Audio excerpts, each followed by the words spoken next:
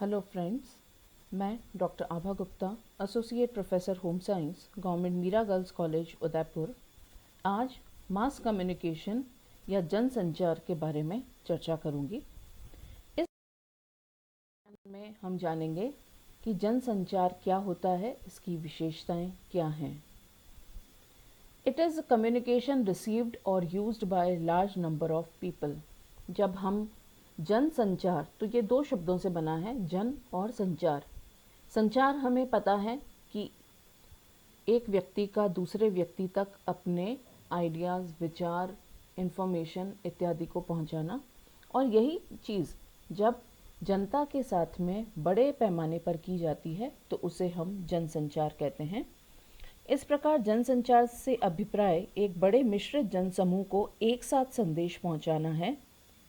अतः जनसंचार एक विशेष प्रकार का संचार है जो यंत्र संचालित है और संदेश को दुगुना तिगुना कर दूर दूर तक भेजता है। जनसंचार का प्रवाह असीमित और अति व्यापक है। Mass communication is the process of imparting and exchanging information through mass media to a large segment of the population. यहाँ पे आप बहुत बड़े व्यापक समूह को एक साथ सूचना प्रदान करते हैं और उनके साथ में इस सूचना का आदान प्रदान भी होता है। It is the process of creating, sending, receiving and analysing message to large audience via verbal, written और ऑडियो विजुअल मीडिया। इस प्रकार के संचार में न केवल एक मैसेज या एक सूचना को उत्पन्न किया जाता है, सोचा जाता है, उसे भेजा जाता है, फिर एक व्यापक समूह पे लोगों के द्वारा उसे अपनाया जाता है, प्राप्त किया जाता है, उसके ऊपर चर्चा की जाती है। ये जो मैसेज या सूचना प्राप्त होती है लोगों को, वह वर्बल बोल करके की जा सकती है या लिखित स्वरूप में हो सकती है, या इसके लिए किसी दृश्य श्रव्य माध्यम या ऑडियो विजुअल एड का प्रयोग किया जाता है। The term represents an institutionalised form of public message production and dissemination through technological device like print, films, radio, internet, social media, recording to a large heterogeneous and widely dispersed audience. यहाँ जब हम संचार की बात करते हैं, एक communicator की बात करते हैं या एक स्रोत की बात करते हैं, तो यह प्रसार, फैलने या व्याप्त होने की क्रिया है और संप्रेषण में जो संदेश भेजने का कार्य सम्मिलित है वो किसी तथ्य, सूचना, ज्ञान, विचार और मनोरंजन को व्यापक ढंग से जन सामान्य तक पहुंचाने की प्रक्रिया होती है। जनसंचार एक सहज प्रकृति है। इसमें जो संचार होता है वो एक संगठित स्वरूप में होता है, क्योंकि इस प्रक्रिया में संदेश का निर्माण करने वाला एक अकेला लेखक या कलाकार नहीं होता, बल्कि एक बड़ा संगठन होता है। तो it is an institutionalised form of public message production, जिसमें विभिन्न माध्यमों का प्रयोग किया जा सकता है, चाहे वो प्रिंट मीडिया है, आपकी मुद्रित सामग्री है, फिल्म के द्वारा है, रेडियो के द्वारा है, इंटरनेट है, सोशल मीडिया साइट्स हैं, बहुत सी रिकॉर्डिंग्स होती हैं, और किस तरीके के श्रोता होते हैं, संख्या में काफ़ी बड़े और भिन्न भिन्न स्थानों से आने वाले, जिनके अंदर एक रूपता नहीं होती है, विविधता वाले हेट्रोजीनियस ग्रुप हैं, एंड वाइडली डिस्पर्स्ड, जो कि विभिन्न स्थानों पर उपस्थित हैं, कोई एक निश्चित क्षेत्र तक ही के ऑडियंस यहाँ पे नहीं होते हैं। The mechanical devices that multiply message and take them to a large number of people are known as mass media. अब जिन यांत्रिक तत्वों का प्रयोग किया जाता है, उपकरणों का प्रयोग किया जाता है, वे एक छोटे से संदेश को बहुत व्यापक स्वरूप प्रदान करते हैं और उसे बहुत बड़े संख्या में जो है वो ले जाते हैं, और इस तरीके के यांत्रिक उपकरणों को मास मीडिया कहा जाता है। The non technological traditional media are also carrier of message through small group approaches. ऐसा नहीं है कि सदैव जनसंचार में हम तकनीकी उपकरणों का ही प्रयोग करें। इसमें कई दूसरे पारंपरिक स्रोत भी हैं जो कि मैसेज या किसी सूचना को या किसी बात को बड़े जन समूह तक पहुंचाते हैं और इन्हें हम फोक मीडिया कहते हैं।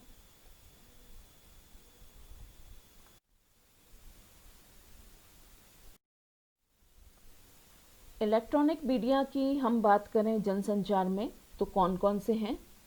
टेलीविज़न, रेडियो, इंटरनेट के लिए जो मोबाइल, टैबलेट, लैपटॉप इत्यादि या कंप्यूटर का प्रयोग होता है, social media, newspaper, magazine, leaflet, hoardings, जो हम शहरों में बड़े बड़े कई बार विज्ञापन के लिए, प्रचार प्रसार के लिए या सरकार की कोई स्कीम होती है उससे संबंधित जो है हम शहर के विभिन्न कोनों में जहां आपकी नज़र जाती ही है ऐसे स्थानों पर बड़े बड़े पोस्टर देखते हैं और वो भी जन संचार के कार्य में सहायता करते हैं। तो जन संचार में संदेश एक बड़े जनसमूह को एक साथ संबोधित करने के लिए होता है, इसलिए इसकी विषय वस्तु का चयन आम श्रोता को ध्यान में रख कर के किया जाता है। इसी कारण संदेश व्यक्तिगत नहीं होता। इसके अलावा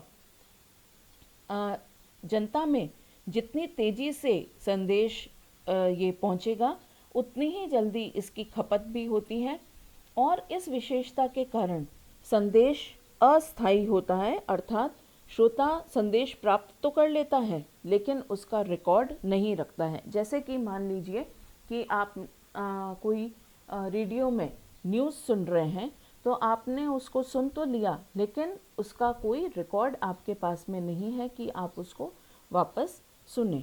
तो इस तरीके से जनसंचार में संदेश कम व्यक्तिगत होते हैं, कम विशेष होते हैं और ज़्यादा शीघ्र होते हैं। इसी के साथ अगर हम ट्रेडिशनल मीडिया की बात करें, पारंपरिक जो माध्यम हैं जनसंचार के, तो उसके अंतर्गत आता है आपके folk dance, drama, painting, sculpture, songs, music, motives and symbol. हमने विभिन्न तरीके के पारंपरिक साधनों का प्रयोग होते या पारंपरिक माध्यमों का प्रयोग होते हुए देखा है।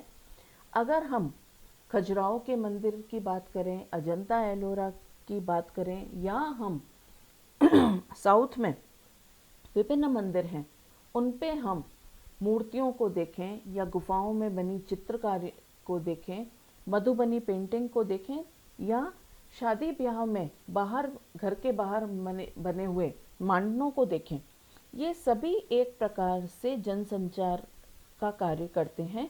एक बड़े समूह को जो है वो एक सूचना प्रदान करते हैं कि किस तरीके से उस काल में क्या क्या घटनाएं हुई थी और उन्हीं पे आधारित वो पेंटिंग्स या वहाँ की मूर्तियाँ बनी होती हैं। हमारे जो पारंपरिक लोक संगीत हैं उनके अंदर बहुत से मैसेजेस छुपे हुए हैं। इसी तरीके से नुक्कड़ नाटक के द्वारा, कठपुतलियों के द्वारा जो है ये छोटे छोटे ग्रुप में भले ही आयोजित करके लेकिन एक बड़े समुदाय तक संदेश पहुंचाने में सहायता करते हैं। अब हम बात करेंगे कि मास कम्युनिकेशन की कैरेक्टरिस्टिक्स क्या हैं या जनसंचार की क्या विशेषताएं हैं। It has a multiplying effect that is reaching simultaneously to people in large number beyond the boundaries of one country। अर्थात इसमें एक साथ बहुत से लोगों के पास पहुंचने की सुविधा होती है जिसमें सिर्फ एक देश तक यह सीमित नहीं रहता है, ये देशों के परे भी। जैसे कि आप देखते हैं कि अगर मान लीजिए कि कोई सूचना का संचार या कोई न्यूज़ आज ब्रॉडकास्ट होती है तो विभिन्न देशों में वो सूचना अलग अलग चैनल के माध्यम से पहुंचाई जा सकती है। Communication through media is public, the content is open, all willing to take it. अब इसमें जो सामग्री या जो विषय का चयन किया जाता है संचार के अंदर, वह पब्लिक होता है, वह जनता के समक्ष रखा जाता है। और यह जो सामग्री है जो प्रस्तुत की जाती है, ये उन सभी के लिए होती है जो उसको अपनाने के लिए तैयार हैं। Mass media have made it possible for the written and the spoken word, sound and visual images, motion and color emerging from a single source to reach infinitely large number of possible interpreters simultaneously. यह जनसंचार में कार्य आने वाले विभिन्न माध्यम ही हैं जिनके द्वारा यह संभव हो पाया है कि चाहे वो लिखित सामग्री है, मुद्रित सामग्री है, बोले गए शब्द हैं, आवाज़ें हैं, दिखाई देने वाली तस्वीरें हैं या चलचित्र है, रंगों का प्रयोग है, ये सारी चीज़ें एक ही स्रोत से उत्पन्न होती हैं और एक बृहत समूह के पास में पहुंच जाती हैं। Their appeal is universal as everyone, literate or illiterate, can receive the message.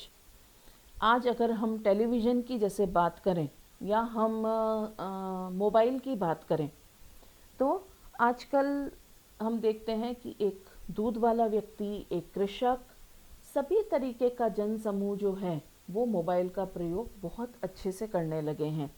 या जो बड़े बड़े, मैं होर्डिंग्स की बात कर रही थी जो लगे रहते हैं हमारे नगरों में, हमारे गाँवों में, जहाँ से सूचना जो है वो पहुंचाई जाती है सरकार की विभिन्न गतिविधियों के बारे में भी, अन्य जो प्रमोशनल स्कीम्स होती हैं, या मान लीजिए कि परिवार नियोजन के बारे में बात की गई है या और किसी बीमारी से बचने की बात है, तो वो बहुत आसानी से पढ़े लिखे और अनपढ़ व्यक्तियों तक पहुंच जाती है।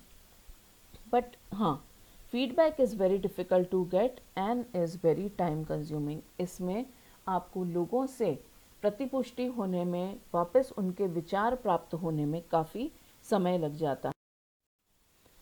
There can be 5 distinctive stages that make up the process of mass communication. They are, इसमें 5 विभिन्न अवस्थाएं हैं जो कि एक जनसंचार की प्रक्रिया को करती हैं। पहला, द मैसेज और media content is formulated by professional communicator. यहाँ पे जो स्रोत होता है या जो सोर्स है या जो मैसेज बनाया जाता है, उसकी उत्पत्ति करने वाला जो व्यक्ति है वो एक प्रोफेशनल होता है, उसको ट्रेनिंग मिली हुई होती है कि किस तरीके से जनता तक हमारा मैसेज पहुँचे। दूसरा, the message is sent out in a relatively rapid and continuous way through the use of media. जो मैसेज दिया जाता है, संदेश दिया जाता है, वो काफ़ी तीव्र गति से पहुंचाया जाता है और बार बार पहुंचाया जाता है अलग अलग माध्यमों का प्रयोग करके। जैसे मान लीजिए कि प्रधानमंत्री जी कोई संदेश देना चाहते हैं, तो चैनल, अलग अलग न्यूज़ चैनल उसको अलग अलग समय पर बार बार दिखाते हैं, लाइव टेलीकास्ट होते हैं जिनमें हम जैसे ही वो बोलते हैं हम सुन लेते हैं। The media reaches relatively large and diverse audience who attend to media in selective veg.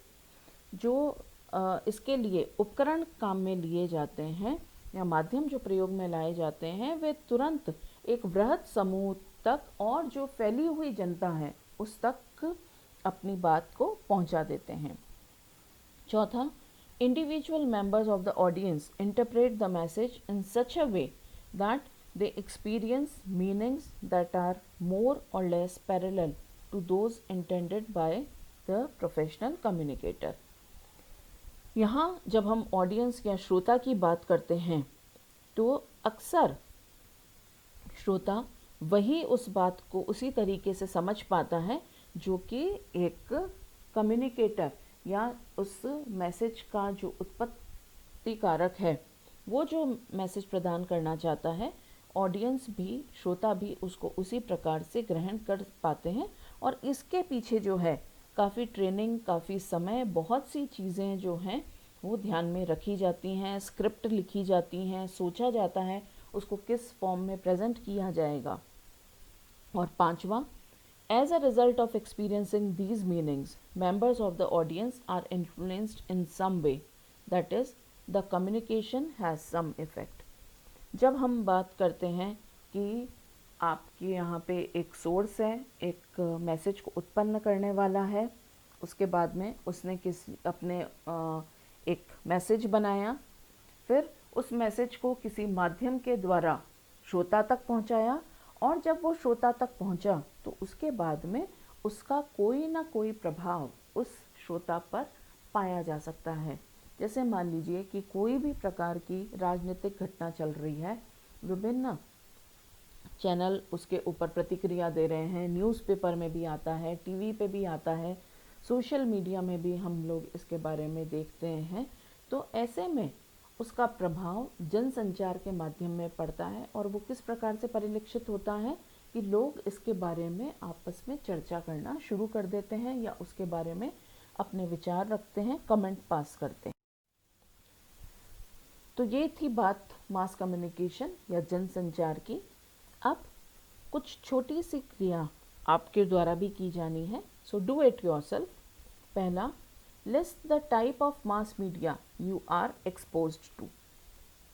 आप ऐसे जनसंचार माध्यमों की एक सूची बनाएं जो कि आप प्रयोग करते हैं। ज़रूरी नहीं है रोज़ाना, लेकिन आपने जो जो माध्यम उपयोग में लिए हैं।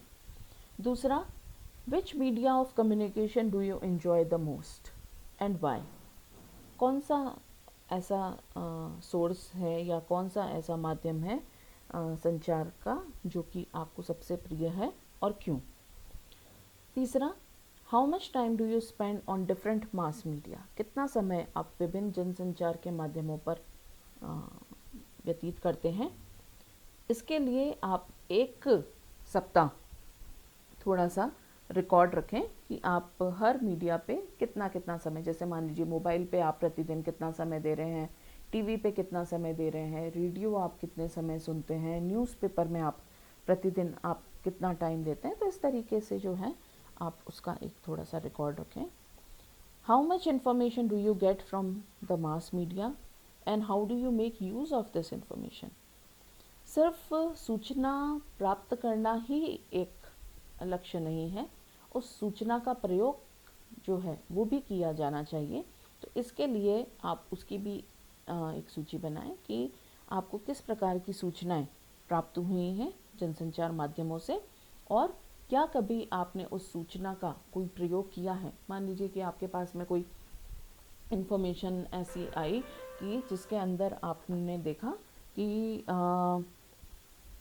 किसी व्यक्ति को रक्त की आवश्यकता है, रक्त चढ़ाया जाना है, क्या आपने अपने ग्रुप में तुरंत उसको फॉरवर्ड कर दिया। तो इस तरीके की चीज़ें हैं। और लास्ट में, mention advantages and limitation of different mass media. विभिन्न जो ये जनसंचार के साधन हैं उनके क्या आपको लाभ या उनकी क्या विशेषताएं हैं, क्या उनकी कमियां हैं, उनके बारे में थोड़ा सा आप लिखें। तो इस तरीके से जनसंचार जो है आजकल विभिन्न रूप में, व्यापक रूप में इसका प्रयोग किया जा रहा है, और नए नए प्रयोग जो हैं इसके अंदर देखे जा रहे हैं। धन्यवाद।